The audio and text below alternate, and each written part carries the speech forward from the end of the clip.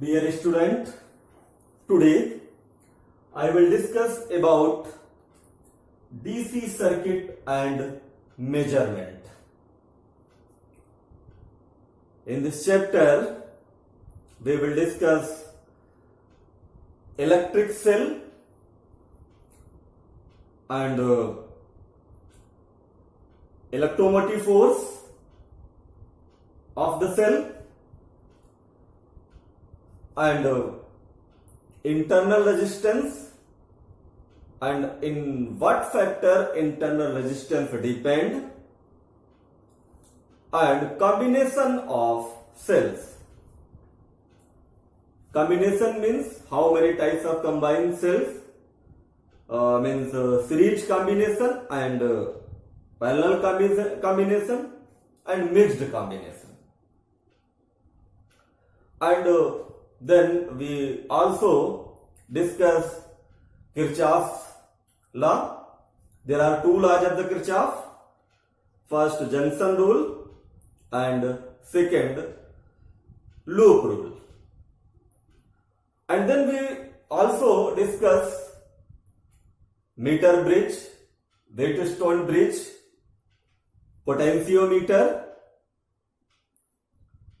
So, first we will discuss the electric cell. Before electric cell, first we introduce you circuit. What is the circuit? यानी circuit क्या है? When in a closed circuit contains an electric source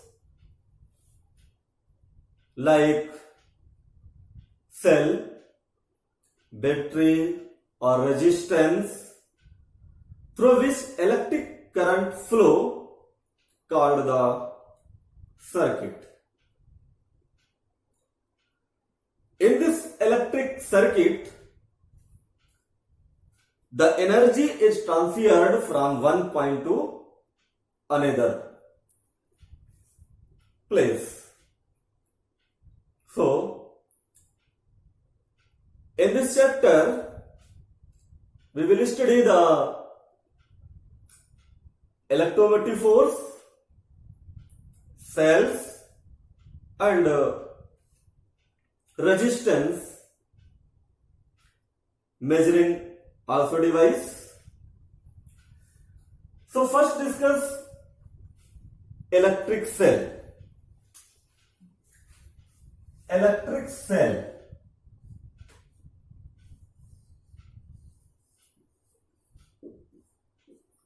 Electric cell. यानी electric cell क्या है? How to define the electric cell? यानी electric cell का हमें कहां यूज करना है और है क्या ये? तो अगर इसको डिफाइन करना हो तो हम इस तरीके से डिफाइन करते हैं. An electric cell is a source of electric energy which maintain a continuous flow of charge in a circuit. यानी एक जो इलेक्ट्रिक सेल है वो एक ऐसी इलेक्ट्रॉनिक डिवाइस है जो चार्ज को फ्लो होने का मेंटेन करती है, कंटिन्यूअस मेंटेनेंस करती है. किसी सर्किट में चार्ज कंटिन्यूअस फ्लो होने के लिए इसका यूज किया जाता है. और इस इलेक्ट्रिक सेल में दो आपकी मेटल रॉड्स होती हैं जिसको हम लोग इलेक्ट्रोड्स और प्लेट्स कहते हैं. और ये रॉड एक लिक्विड में रखी जाती है जिसको हम लोग इलेक्ट्रोलाइट बोलते हैं. अब जो इलेक्ट्रिक सेल का काम है वो केमिकल एनर्जी को इलेक्ट्रिक एनर्जी में चेंज करती है। ठीक, तो मेरे हिसाब से इलेक्ट्रिक जो सेल है वो आपके समझ में आ गया होगा। और इसका जो सिंबल होता है वो इस तरीके से ये इलेक्ट्रिक सेल का सिंबल होता है। ये नेगेटिव प्लेट होती है और ये पॉजिटिव प्लेट होती है। इसको इलेक्ट्रोड कहें या प्लेट्स कहें, यानी ये नेगेटिव इलेक्ट्रोड्स और ये पॉजिटिव इलेक्ट्रोड्स। यानी an electric cell is a source of electric energy which maintain the continuous flow of charge in the circuit. Next आपका जो टॉपिक है इसमें electromotive force of a cell. Next electromotive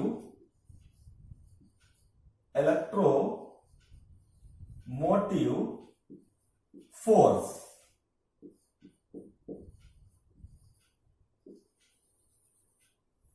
Electromotive force of a cell. Short में इसको हम लोग लिखते हैं EMF, इलेक्ट्रोमोटिव फोर्स, और इसको हम लोग EMF। इलेक्ट्रोमोटिव फोर्स का मतलब क्या है? अभी जो हमने इलेक्ट्रिक सेल की आपको डेफिनेशन बताई, और वो डेफिनेशन ये थी कि एक ऐसी डिवाइस है इलेक्ट्रिक सेल, ऐसा सोर्स है इलेक्ट्रिक सेल जो किसी सर्किट में कंटिन्यूअस फ्लो करता है, चार्ज को मेंटेन रखता है। अब इस कंटिन्यूअस फ्लो के लिए हमें कुछ वर्क करना पड़ेगा,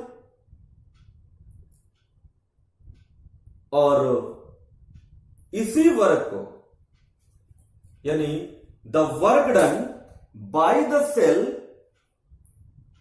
यानी सेल के द्वारा जो वर्क डन है, the work done by the cell in forcing unit positive charge to flow in the whole circuit is called electromotive force. यानी यूनिट पॉजिटिव चार्ज को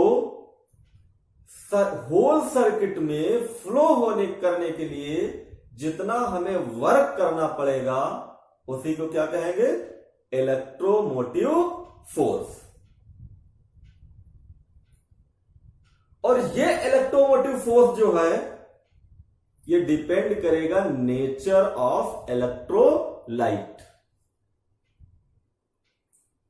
यानी नेचर ऑफ प्लेट्स पे डिपेंड करेगा electromotive force. ठीक है, तो electromotive force को फिर से हम डिफाइन कर देते हैं। The work done by the cell by forcing unit positive charge in whole circuit is called the electromotive force। जैसे एक से आप सर्किट ले लीजिए और इस सर्किट में ये आपकी सेल लगा दीजिए, इस इलेक्ट्रोमोटिव फोर्स EMF यानी E ले लीजिए, और यहां पे इंटरनल रेजिस्टेंस लगा दीजिए, और एक्सटर्नल रेजिस्टेंस कैपिटल R। अब करंट देखिए जरा, I इसमें फ्लो करिए, I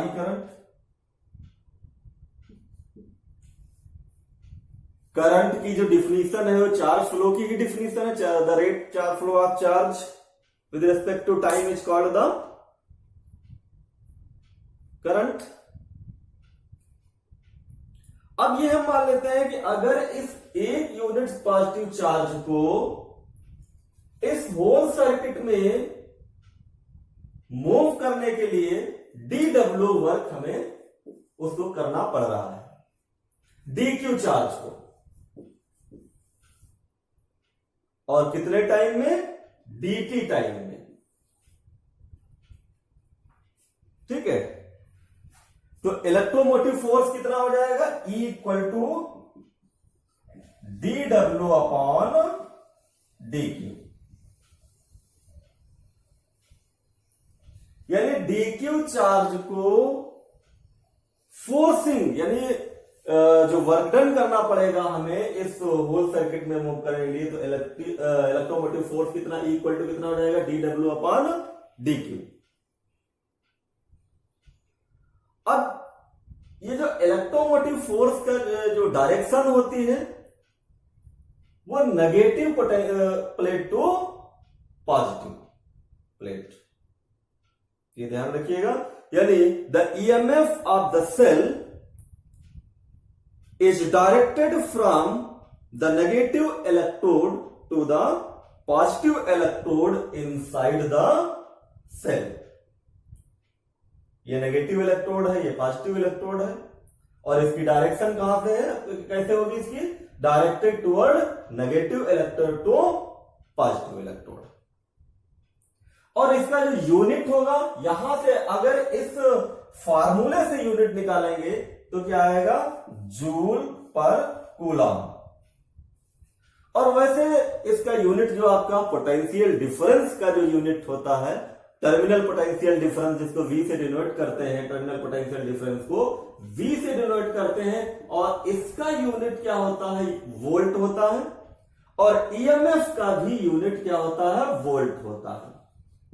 न्यूमेरिकल सॉल्व करते टाइम इसमें ध्यान दीजिएगा, ये टर्मिनल पोटेंशियल डिफरेंस होता है, यानी दो टर्मिनल्स के बीच में, और ये जो होता है ये work done by a cell forcing unit positive charge in whole circuit.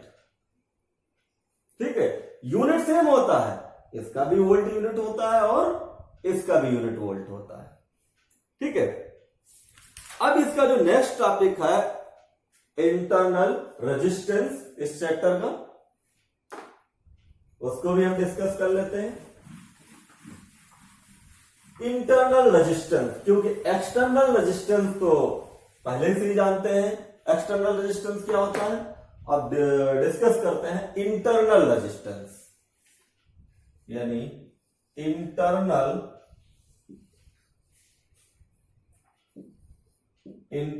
Resistance of the cell, internal resistance of a cell.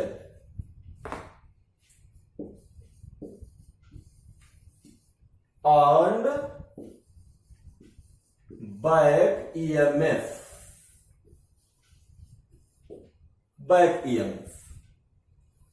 यानी जो नेक्स्ट टॉपिक है वो है internal resistance of a cell and back EMF. Internal resistance का मतलब क्या है, यहां देखिए, the resistance offered by the electrolyte of the cell in the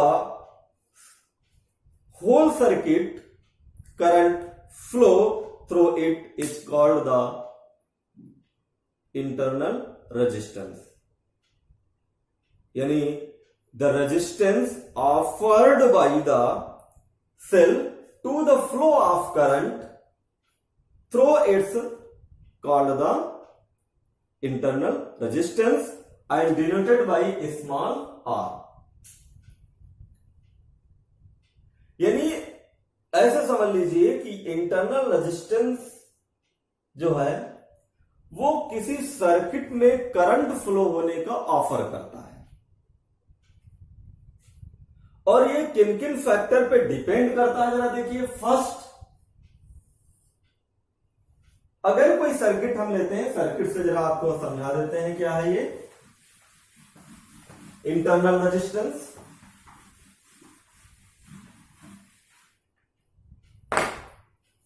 अगर ये सर्किट हम ले लेते हैं यहां पे, और इस सर्किट्स में एक सेल लगाते हैं जिसका इंटरनल रेजिस्टेंस ये स्मॉल आर है, ईएमएफ ई। यहां पे वोल्ट मीटर लगा देते हैं, यहां पे एक एमीटर लगा देते हैं और एक एक्सटर्नल रेजिस्टेंस यहां पे लगा देते हैं और की यहां पे लगा देंगे। अब करंट जो है यहां से फ्लो होगी,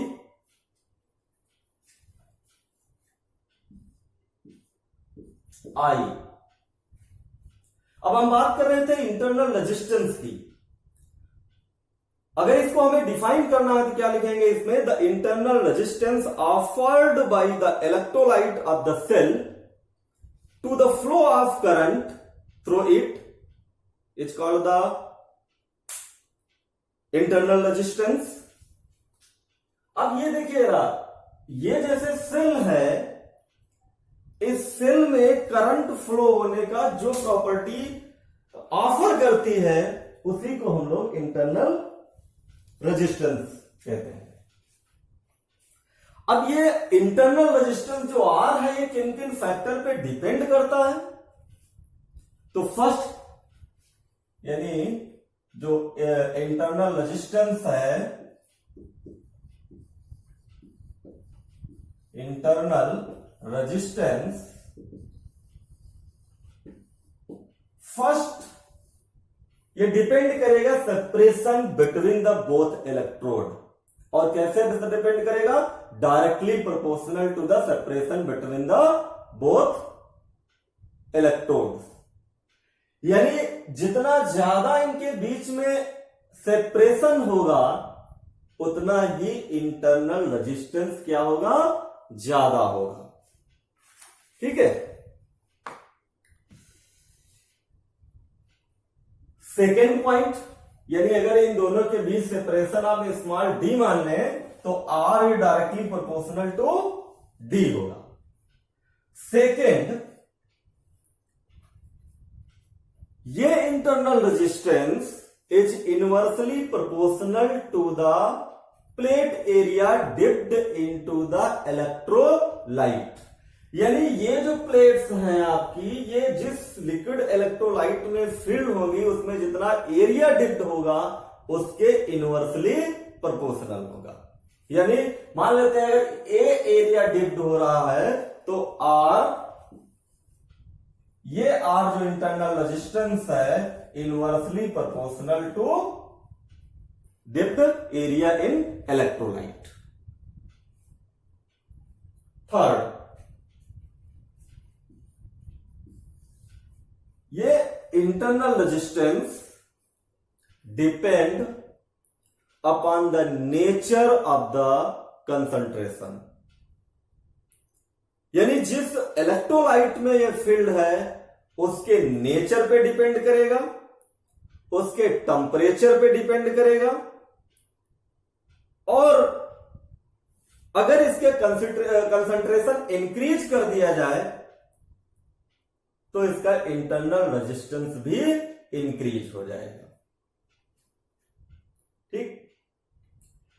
अब देखिए जरा इस सर्किट में, क्योंकि एक्सटर्नल रेजिस्टेंस कैपिटल आर भी लगा हुआ है, वोल्ट मीटर भी लगा हुआ है, एमीटर आपका जो है एमीटर लगा हुआ है, और एक सेल लगी हुई है जिसका इंटरनल रेजिस्टेंस क्या है? स्मॉल आर है, और इनके जो potential difference, terminal potential difference जिसको हम लोग V से डोनेट करते हैं, V टर्मिनल पोटेंशियल डिफरेंस भी होगा। इन सब में हमें रिलेशन लाना है। तो रिलेशन लाने के लिए हमें क्या करना पड़ेगा? First draw the circuit containing a cell of internal resistance small r and also connected a voltmeter and external resistance connected with ammeter in series। अब यहां पे देखिए, जब ये यूनिट पॉजिटिव चार्ज, जब ये फ्लो होगा, चार्ज फ्लो होगा तो इसको कुछ वर्क करना पड़ेगा। जो इलेक्ट्रोमोटिव फोर्स की बात हम कर रहे थे, कुछ वर्क करना पड़ेगा। तो एक्सटर्नल वर्क भी होगा, इंटरनल वर्क भी होगा। टोटल वर्क कितना होगा? इस एक्सटर्नल रेजिस्टेंस की जगह एक्सटर्नल वर्क होगा, इंटरनल रेजिस्टेंस की वजह से इंटरनल होगा। तो टोटल हमें क्या निकालना? टोटल निकाल लेंगे तो हमारे पास रिलेशन आ जाएगा। और ये इंटरनल रेजिस्टेंस जो है आपका कांस्टेंट नहीं होता है। ये जैसे जैसे बैटरी या कोई सेल यूज होती है, इसका इंटरनल रेजिस्टेंस इंक्रीज होता जाता है। ठीक है। अब सपोज करते हैं कि इसमें आई करंट फ्लो हो रही है ड्यू टू डीक्यू चार्ज की वजह से, इसमें आई करंट फ्लो हो रही है एट टाइम dt की वजह से। तो ईएमएफ कितना हो जाएगा जरा देखिए।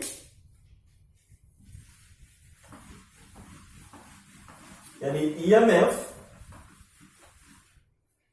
Equal to dw upon dq। अगर यहां से dw आप कैलकुलेट करें तो dw इक्वल टू क्या हो जाएगा? e dq। और जरा हम E की वैल्यू क्या लिख सकते हैं? यानी इस E की जगह यानी dq की वैल्यू हम यहां पे पुट करना चाह रहे हैं। dq इक्वल टू क्या होता है? अगर करंट की बात हम लोग करें यानी I इक्वल टू क्या हो जाएगा? dq upon dt। So dq equal to I into dt। ये dq की वैल्यू ये I इंटू dt यहां पे पुट करिए तो dw इक्वल टू क्या हो जाएगा? dw इक्वल टू E और into I dt। Equation number first मान लीजिए इसको, इक्वेशन नंबर फर्स्ट। ठीक। अब हमें क्या करना है? If the potential difference across the external resistance, यानी इस एक्सटर्नल रेजिस्टेंस की वजह से अगर पोटेंशियल डिफरेंस कैपिटल V है तो एक्सटर्नल वर्क कितना करना पड़ेगा हमें? यानी dw एक्सटर्नल, यानी इस potential difference due to the external resistance is capital V, so the external work done यानी dw एक्सटर्नल इक्वल टू क्या हो जाएगा? V dq हो जाएगा। और फिर हम यहां पे dq की वैल्यू क्या पुट करेंगे? dq equal to I dt put करिए यहां पे। So dw ext means external, V और dq की वैल्यू I इंटू dt। ठीक। ये हमारे पास आ गया एक्सटर्नल वर्क डन। ठीक है। और इसको इक्वेशन नंबर सेकेंड पुट कर लेते हैं, सेकेंड ले लेते हैं। अब देखिए जरा, इस इंटरनल रेजिस्टेंस की वजह से भी हमें कुछ वर्क डन करना पड़ेगा। यानी the potential drop across the internal resistance small r inside the cell is V equal to I into R। देखिए जरा, इसको जरा रफ कर देते हैं। यानी द पोटेंशियल ड्रॉप कितना होगा due to the internal resistance की वजह से? V equal to I into R। V equal to I to R क्या? ओम्स लॉ जानते होंगे, क्योंकि यहां पे रेजिस्टेंस इंटरनल है स्मॉल r, तो यहां पे स्मॉल r लेंगे। और ये जो प्रोडक्ट है, the product of I and R is called the back EMF. यानी बैक ईएमएफ का मतलब ये हुआ कि ये सर्किट में करंट फ्लो होने का अपोज करता है, ये इतना factor. This is called the back EMF. ठीक। अब जब ये हमारे पास आ गया तो अब इंटरनल वर्क डन कितना होगा due to the internal resistance, यानी d W internal is equal to V d q. और डी क्यू की वैल्यू आप पुट करिए जरा यहां पे। जब डी क्यू की वैल्यू आप पुट करेंगे, यानी डी क्यू की वैल्यू जो आएगी यहां से वही वाली I into d t value put करिए, तो ये हो जाएगा डी डब्ल्यू आई इंटरनल और वी और डी क्यू की वैल्यू आई डी टी। अब ये I V into I d t है, वी की वैल्यू यहां से पुट कर दीजिए I into R, so d W internal is equal to, ये v की वैल्यू यहां से पुट कर दीजिए, तो ये आई और ये आई मिलके क्या हो जाएगा आई स्क्वायर आर डी टी। ये इक्वेशन नंबर क्या हो गई आपकी थर्ड हो गई। अब हमारे पास क्या आ गया, वर्क डन था हमारे पास डी क्यू चार्ज की वजह से, ईएमएफ ऑफ सेल का जो था ये आया था हमारे पास, और जो इंटरनल वर्क डन है और एक्सटर्नल वर्क डन है ये भी दोनों आ गए हमारे पास। अब हमें निकालना है लॉ ऑफ कंजर्वेशन, जरा अप्लाई करिए। यानी लॉ ऑफ कंजर्वेशन का मतलब ये हुआ कि law of conservation of energy का मतलब ये हुआ कि जो इंटरनल वर्क डन होगा जो एक्सटर्नल वर्क डन होगा, दोनों का अगर सम करें तो जो एनर्जी हमारे पास पहले जितना वर्क डन था उसके इक्वल हो जानी चाहिए। यानी by the law of conservation of energy we have from the equation of 1, 2 and 3 क्या हो जाएगा, यानी यहां पे लिखेंगे by the law of conservation of energy dw is equal to dw in external plus dw internal by the law of conservation of energy से। अब इन सारी की वैल्यू पुट कर दीजिए from equation first, second and third. इससे क्या है हमारी dw की वैल्यू ई आई डी टी, डब्ल्यू एक्सटर्नल कितना है वी आई डी टी, और ये हमारे पास इंटरनल कितना है आई स्क्वायर आर डी टी। ये वैल्यू हमारे पास निकल के आ गई।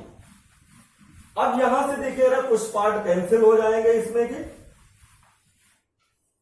तो यहां से देखिए ये dt और ये dt कैंसिल हो जाएगा, यानी E I equal to V I plus I square R. इसमें से आई कॉमन ले लीजिए, E I equal to I common ले ले, V plus I R, I and I cancel, it means E equal to V plus I R. और यहां से v की वैल्यू जब आप फाइंड आउट करेंगे तो v की वैल्यू क्या निकल के आएगी जरा देखिए। इस इक्वेशन से जब आप v की वैल्यू फाइंड आउट करेंगे,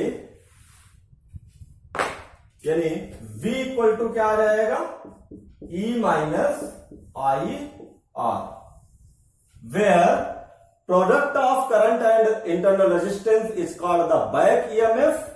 Back EMF means the current oppose the current flow in the circuit, opposing the current flow in the circuit, यानी ये जो प्रोडक्ट है वो करंट फ्लो होने का अपोज करेगा। ठीक है, तो ये रिलेशन आ जाएगा आपका टर्मिनल पोटेंशियल डिफरेंस और ईएमएफ का। ठीक है, अब इसमें और हम रिलेशन निकाल लेंगे, जरा देखिए कौन कौन से रिलेशन और आ सकते हैं हमारे इस इक्वेशन से, क्योंकि ये सारे रिलेशंस हम यूज करेंगे न्यूमेरिकल्स में, और क्योंकि वहां पे हमारे पास ईएमएफ आजकल दिया होता है, पोटेंशियल डिफरेंस गिवन होगा, और हमें कुछ वैल्यू इसमें की फाइंड आउट, अगर हम इस आर की वैल्यू फाइंड आउट करें यहां से, तो ये क्या आ जाएगा हमारे पास R equal to E minus V upon I. ठीक है, और इस आई की वैल्यू हम पुट कर दें फ्रॉम द ओम्स लॉ, यानी फ्रॉम ओम्स लॉ, यानी V इक्वल टू क्या होता है I R, so I equal to V by R. यहां पे V बाई आर पुट करिए, so I equal to E minus V upon V by R. तो ये फार्मूला आपका क्या निकल के आ जाएगा, R V upon E upon V minus 1। ये फार्मूला एक हमारे पास निकल के आ जाएगा।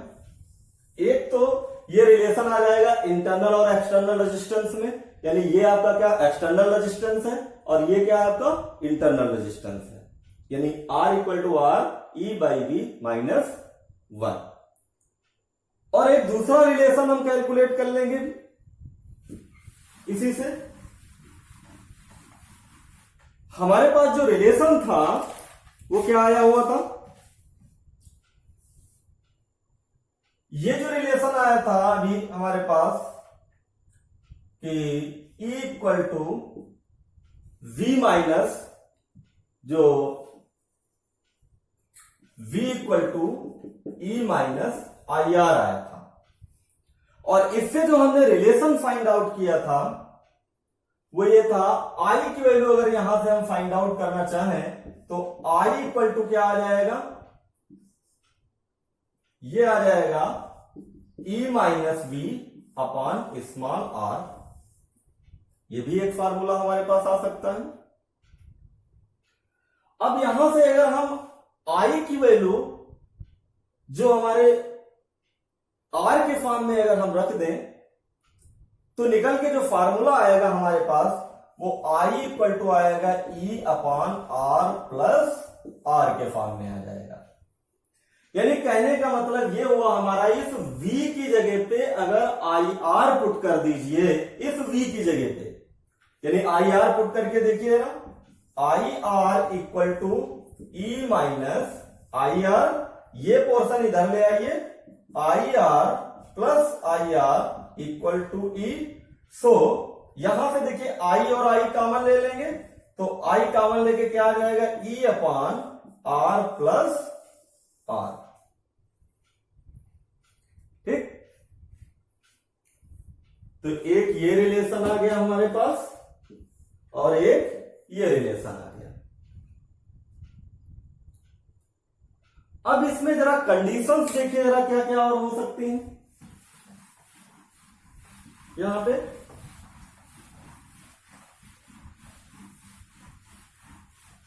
यानी फर्स्ट आपका जो है when current is being drawn from a cell, यानी ये कोई सर्किट है और इसमें इंटरनल रेजिस्टेंस लगा हुआ, ये कोई सेल है आपकी, ईएमएफ ई है, इंटरनल रेजिस्टेंस स्मॉल आर होगा।